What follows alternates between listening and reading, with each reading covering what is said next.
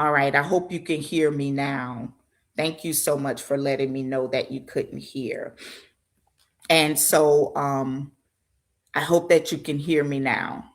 And so the thing is, I want to just take a few minutes just to go through the trauma responses: fight, flight, freeze, or fawn.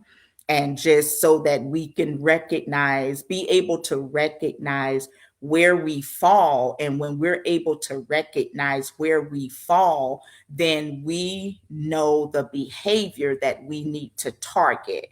And so, again, fight, flight, freeze, or fawn, these are common survival patterns. None of these will define your identity. They just describe the way the system works, like the brain, the body, to protect you. One thing I want to go back and reiterate, especially knowing that there was a problem with my sound, and thank you so much, Minister Sabrina Moore, for letting me know that trauma is not only what happens to you, it can affect what your mind and body learned they needed to survive, to stay connected, to avoid pain, or to maintain safety. So that's what these responses are about. Two people can experience a similar event, right? But they can have different responses. That doesn't mean that one person is stronger and the other person is weaker. It does not mean that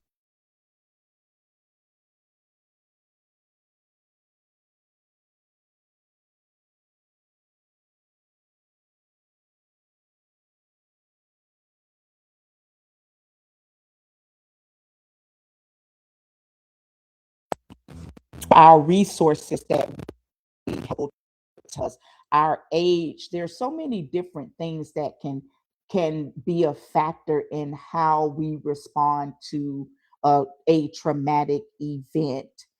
It can be educational level. It can be the support system that you have. It just can be a whole lot of things. If you're going through anything else in life, any other compounding circumstances that can make it hard to even deal with this one circumstance.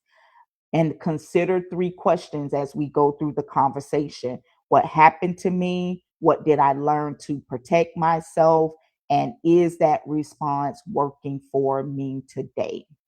And so when you think about trauma, because we often catastrophic event, we think about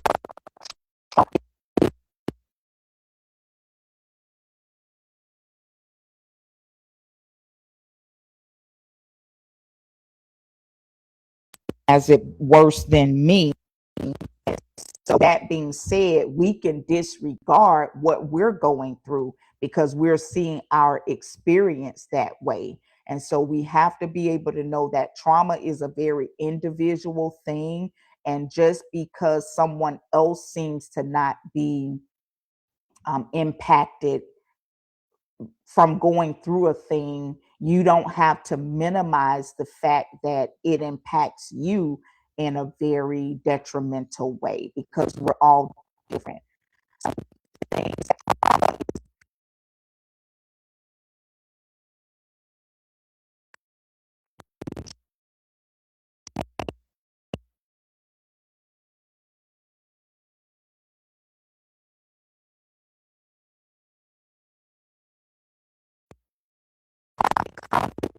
that can be traumatic.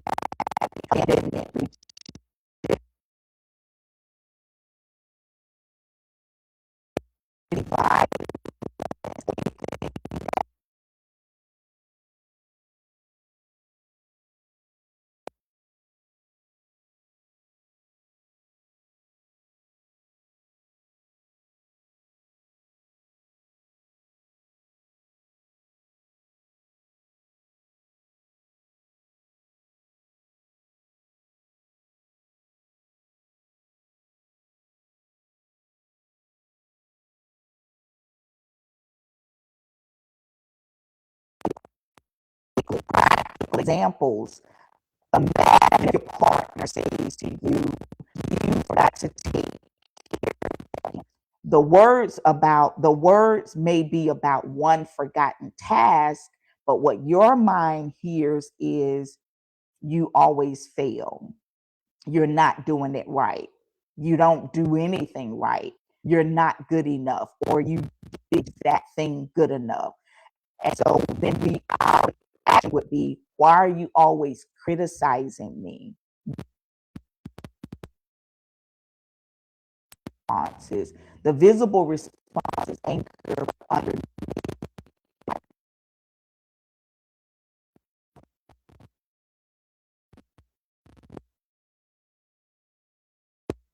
flight. When someone's in flight mode, the primary goal is saying to themselves, I need to get away. So a person in flight, they may avoid difficult conversations, stay constantly busy, overwork, overthink, excessively plan, engage in behaviors with this sense of wanting to be perfect. So perfectionism, leaving emotions become uncomfortable, trying to stay ahead of every possible problem. When you do that, you're in flight mode because you're trying to get away. And the truth of the matter is, we cannot stay ahead. Of course, do your best to be prepared. Do your best to, try to think through some scenario.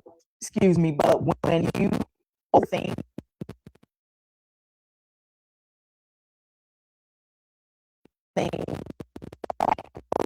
that you might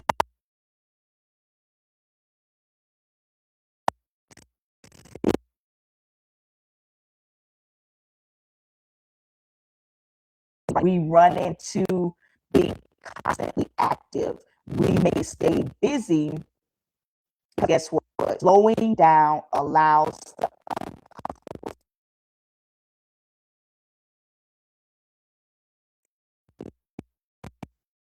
your email saying, can we meet tomorrow to your work? Before asking for verification, your mind could automatically, subconsciously create this negative outcome, right? You reread the email repeatedly. You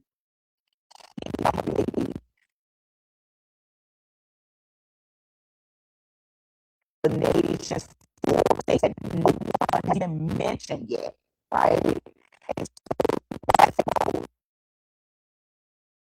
A present situation is one email, but your system may be responding to earlier experiences of criticism, unpredictability, punishment, or rejection. So then see how it's making it difficult to now respond to this present situation. Now, what's happening again? You're actually to previous situations that have happened. So ask yourself, what am I trying to prevent?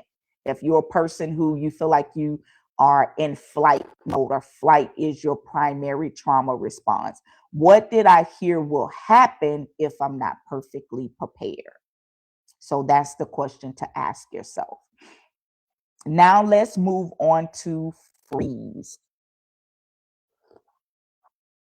So someone in freeze mode, the underlying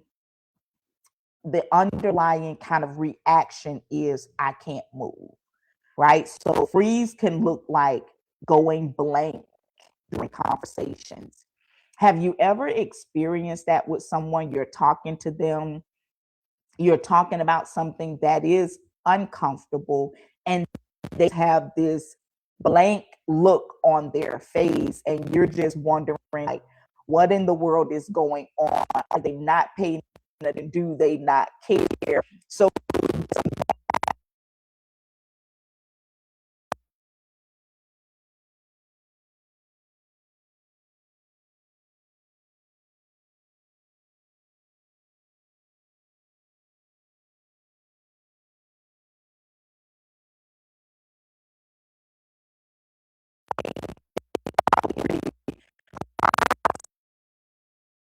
they're so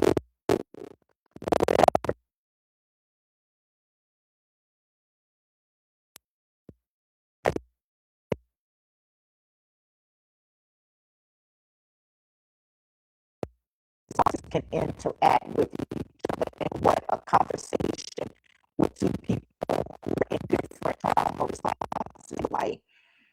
The person who in freeze mode, they may feel emotionally numb. They may have difficulty speaking. They may feel disconnected, procrastinate, feel shut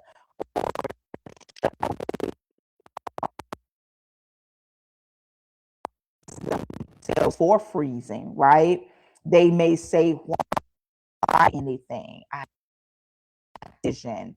Why the matter is your mind blank.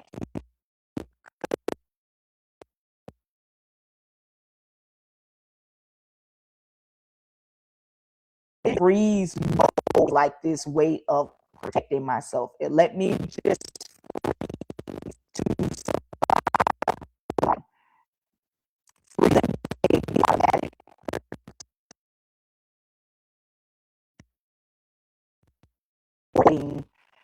is not or safe. So you freeze. If fighting back doesn't seem like an option, if it doesn't feel like an option, you may freeze. Practical example: someone confronts you unexpectedly, right? You know what you want to say, but you can't find words, right? That person in freeze mode. Later, when you're alone and you feel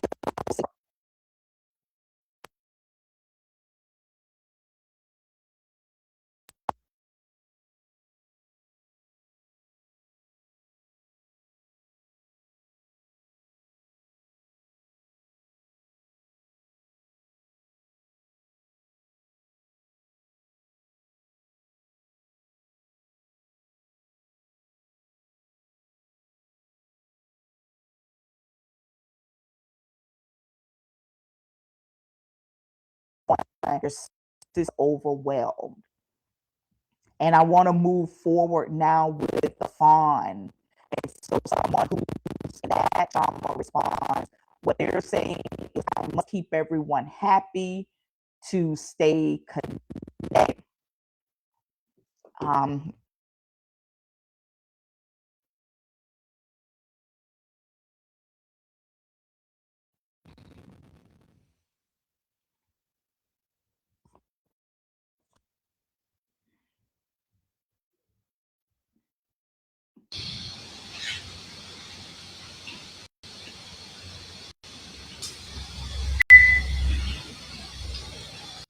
let's see. I'm not sure what's going on with my sound this morning. Yeah, I'm using the same, going about it the same way I did earlier and now, but we can never predict technology. We can never predict technology. Let me take a minute just to.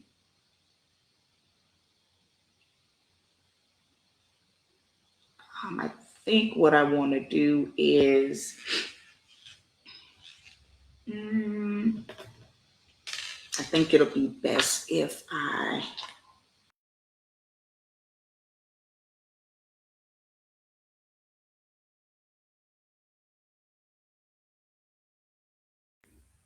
All right, I'm just gonna. Okay, great. Thank you.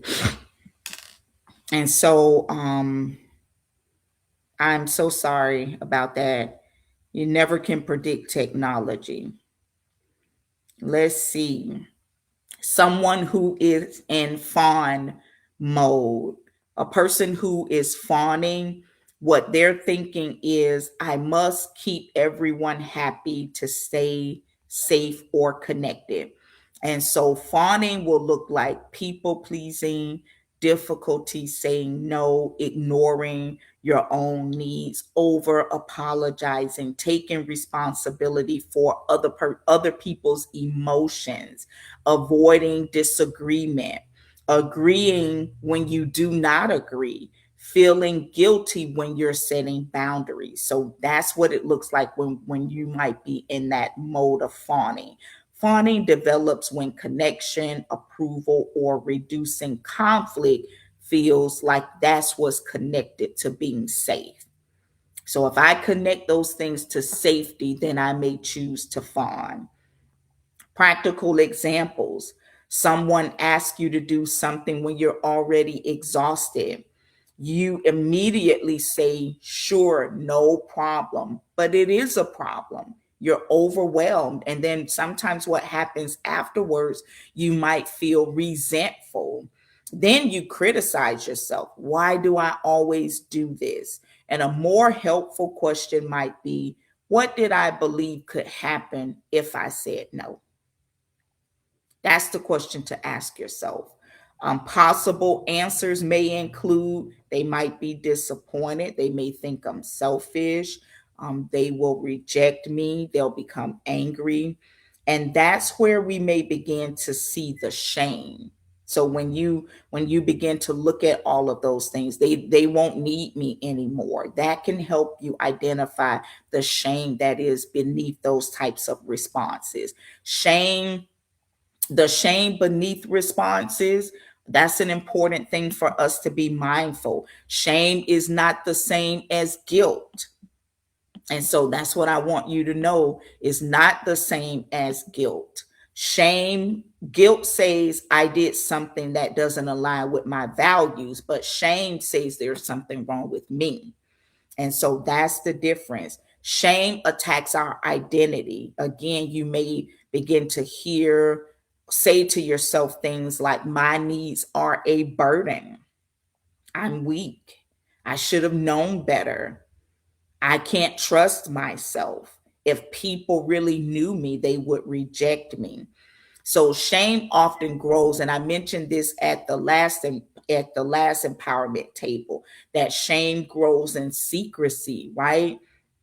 It grows when painful experiences are met with self-blame, when it's met with silence, rejection, minimization, and even a lack of support. Sometimes shame attaches itself to the trauma response. So a person fights and then they later say, I'm a terrible person. So I'm in this fight mode, but then now shame is attached to it. And so a person who avoids, right? They may be in that avoidant mode, but then shame is going to say you're a coward. A person who freezes, shame will tell you I'm weak. A person who fawns, shame will tell you I have no backbone. But the labels, they often hide the story, right? And so what we have to do is learn what is a more helpful question to ask ourselves instead. So instead of only asking, why am I like this? Try asking, when did I learn that this response helped protect me, preserve connection, reduce conflict, or avoid pain? So that is the more helpful question to ask yourself, and it will lead to insight that can help you move away from it. Again, if you're just asking yourself, why am I like this? But you got to really ask a question. And the reason it's so important to change the way you're approaching yourself, because that second question sounds more compassionate. That second question, sounds less judgmental of yourself. It has that curious tone. And so we oftentimes in trauma treatment remind clients to approach yourself with a sense of curiosity and not judgment. And an important distinction for you to understand is that understand a trauma response doesn't mean you are excusing behavior, right? Because sometimes where there is still a stigma around trauma, addressing any other mental health challenge, sometimes the stigma is still connected to this thought that you're using it to make an excuse. And what I want you to know is, in true trauma treatment, understanding yourself, approaching yourself with a sense of compassion, it does in no way take away your accountability to still learn healthy ways of coping. One does not equal the other. But I think sometimes what we take for granted is the fact that approaching yourself with compassion, it actually, research shows this. Approaching yourself with compassion, it actually opens the door and motivates change. So whereas there it might be this stigma that it is creating an excuse for behaviors, and maybe someone who doesn't really fully understand treatment, I can see how they may think that. But it's definitely not about not being accountable, excusing harmful behaviors. Your history may help explain a reaction, but healing also involves responsibility. So that is the truth of the matter. And we can hold both truths, right? That this response developed for a reason, while also holding the truth that I am responsible for learning healthier ways to respond today. It doesn't have to be one or the other. And that's one thing I want to, even kind of reiterate to anyone who is struggling with still kind of falling into or feeding into the stigma surrounding addressing trauma, addressing anxiety, and addressing depression. And then what could happen when we're walking in that, we're not keeping the door open for someone who is struggling to feel safe to share their struggles, because we're thinking, oh, if I talk about it with them, I'm just helping them to just kind of feed into this excuse. It's not about that. And a person who is really experiencing trauma, they truly know that it is not about that. They know that it's about pulling away the shame. You're helping them pull away shame, and your behavior can inadvertently re-traumatize them, or even like feed into the shame that they already feel just by the response that you're giving them.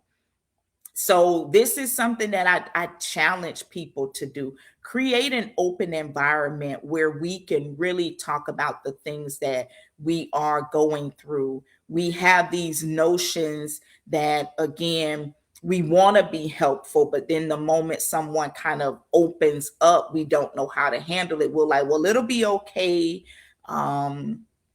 You got it, you can do it. Or it's other ways of us minimizing. It feels minimizing to the person. I promise you it does. And especially like in the faith-based community, where people oftentimes will say, pray about it, and have you ever thought that maybe the person has prayed about it, they have prayed about it, and now the next step is, as a result of their prayer, they're reaching out for support? Because you have to remember, shame wants them to remain silent. Shame wants them to remain in secrecy. Shame wants them to remain in a space of judging themselves. So, them taking that stance and being courageous enough to talk about it, that's their way of ripping off the cover of shame, because we do need support. you know um we are creatures who a part of us is meant to be in community, right? No one, even if you think back prehistoric, very primitive, You were safer in numbers, right? So then why all of a sudden when it comes to our emotional and mental well-being, we are going in the opposite direction and we're handling that in isolation when we want to do everything else together in community, or a lot of other things together in community, except support each other through mental and emotional stressors. It doesn't take away accountability. And I want to end today with a tool that I'm encouraging you all to use if you are still struggling with trauma responses, fight, flight, freeze, or fawn, or you're walking in shame. Today's tool is called the NAME response, name. And so I'll put it up here so that you can, if you want to write it down so you can remember.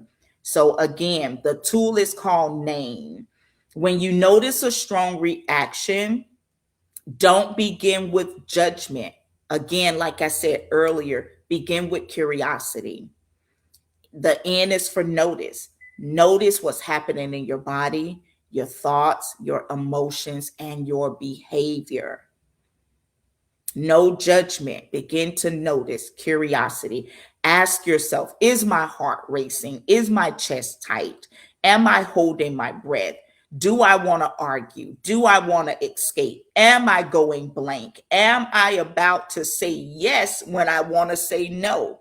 And I'll tell you, for me, I would probably be the one in some cases. I may want to escape, or I may want to, well, used to be, because again, I've been doing this work for a long time.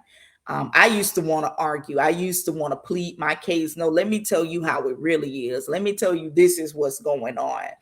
And I look back at myself and I'm like, man, I can't believe that you were in such like fight mode. And then at one point in life, I remember freezing. I remember going blank, not knowing what to say. I knew, and then the moment I'm out of that situation, all the words came to mind. So the first step in this tool is to notice. Say, I notice that my body is activated, rather than saying, I'm being ridiculous. Just notice that your body is being activated. All right. The A is for acknowledge. Acknowledge the emotion and the protective responses. So, for example, I feel hurt and I want to defend myself. I feel anxious, so I want to avoid this conversation. I feel overwhelmed and I'm beginning to feel myself actively shut down. And so you got to be able to acknowledge it. I'm afraid of disappointing this person, so now I want to say yes automatically. You got to notice the emotion and the response. So naming a response, it creates space between what you feel and what you choose to do. So you're kind of putting some separation between it when you take time to kind of step back to notice and then step back to acknowledge. The M is meet the need. What do I need in this moment to respond more intentionally? Right? What do I need in this moment to respond more intentionally? You may need a few slow breaths, a glass of water, more information about what's happening, a brief pause, some time to organize your thoughts, reassurance. You may need support. You may need a boundary. You may even need permission to just respond later. Meet the need. That's going to be very important. And let me give you an example for fight, right? I want to continue this conversation, but I need a few minutes so I can speak respectfully. If you're that person who's in fight mode, I want to continue this, but I need a few minutes so I can respond respectfully. If you're a person who typically goes in flight mode, I notice that I want to avoid this, but I'm going to take a short break and return to this conversation at 6 o'clock, at 5 o'clock, at 7 o'clock tomorrow, whatever it is, right? So that keeps you from flighting, but by setting that time in which you're going to come back to it, it keeps you from avoiding. And so that's very important. Someone who typically goes to the freeze response. I want to respond, but I'm having difficulty finding the words. Can I take a moment? Can I take a moment? Someone who typically goes to fawn. Thank you for asking. Let me check my schedule before I commit. And so the last statement, that's a powerful tool for people who say yes before they even check in with themselves. I can remember going through a really tough season. And what really helped me is my ability to say, I really want to talk about this, but can I get back with you tomorrow? I remember being in a hostile work environment. And not only did I not trust some of the conversations that were coming to me, I had reason to not trust it because it was just verified that I was under attack by a certain person, an old coworker. And so when this person would come to me, a lot of times people will try to come to, not a lot of times, but depending on what situation you're in, like the situation I was in, sometimes that person might be coming to try to get you off guard. So I would always say, hey, can I get back with you in a few minutes and I'll come to your office and find you? I did that because it allowed me to check in with myself. It allowed me to kind of regulate, had to check in with my body, regulate my body as well as like my thoughts. And then I was able to go to that person and be able to respond in a way that was intentional. And I can tell you this, if there is someone in your life who is purposely doing that to you, not giving them that trauma response, fight, flight, freeze, or fawn, is the best thing you can do, because I actually threw that person off their game just by me saying, give me 5 minutes and I'll come find you.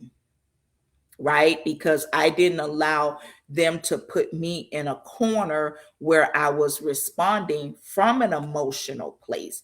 I took the power back. I took the control back. And why sometimes it may feel like fighting, arguing, getting your point across is you taking your power back. You've probably lost more power than you gain, especially if you're using that opportunity to try to defend yourself or explain yourself or argue. You've actually like lost more power. More power is gained by being able to say, let me get back with you. And the E is for engage with choice. So you're going to ask, what response reflects my values, my needs, and the outcome that I want? Like a lot of people who know me and who I've worked with professionally, especially, they know that I am always reminding them, go back to your values. You got to remember what you value, because our values, though, that's the thing that helps to drive our behavior, right? It should be. So sometimes when you're having a difficult time, go back to what you value. If I say I value this, I've got to make sure my response aligns with that. And so again, you've given yourself more power than you know when you're able to do that. And so so again, ask what response reflects my values, my needs, and the outcome I want, not how do I make this feeling disappear? Because sometimes we just want to get rid of a feeling, or even how do I win? Sometimes we want to just win. We want to win the argument. We have to be honest. But is that the healthiest next step that's available to you? So, possible responses could be I need clarification. I disagree, but I want to communicate respectfully.